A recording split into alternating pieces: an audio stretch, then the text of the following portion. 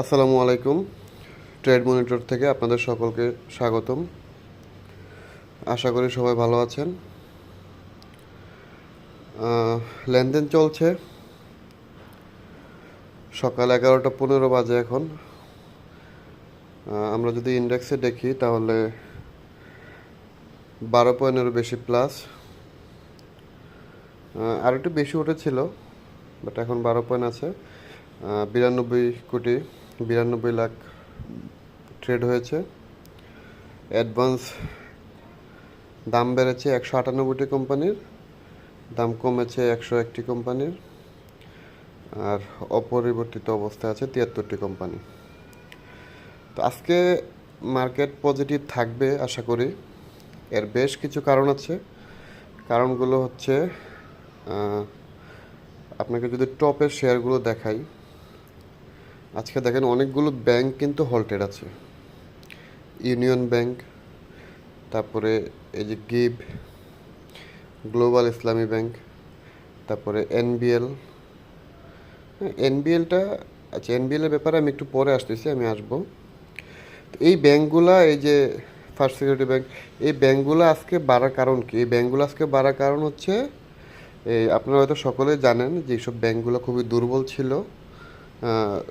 গভর্নমেন্টের আন্ডারে 6টি ব্যাংক নিয়ে যাবে। এগুলো বাংলাদেশ ব্যাংক কর্তৃক পরিচালিত হবে।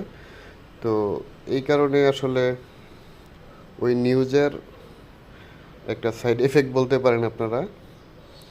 এই কারণে এই ব্যাংকগুলো ভালো করবে, আশা করি এই ব্যাংকগুলো ভালো করবে। সবগুলো ব্যাংকই খুবই খারাপ অবস্থার মধ্যে আছে। তো যেহেতু গভর্নমেন্টের আন্ডারে নিয়ে গেছে, আশা করি এই ব্যাংকগুলো ভালো করবে।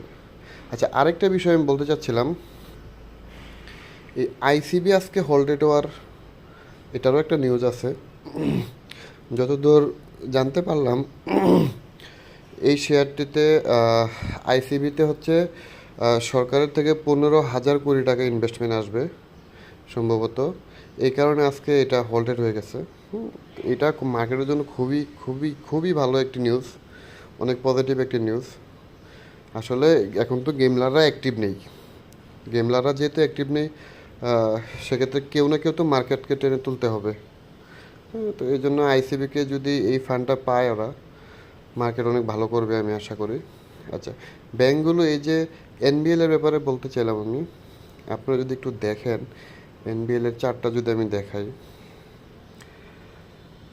মানে অবস্থাটা দেখছেন কি পরিমাণ একটা ডাউন ট্রেন্ড হয়েছে, কি পরিমাণ।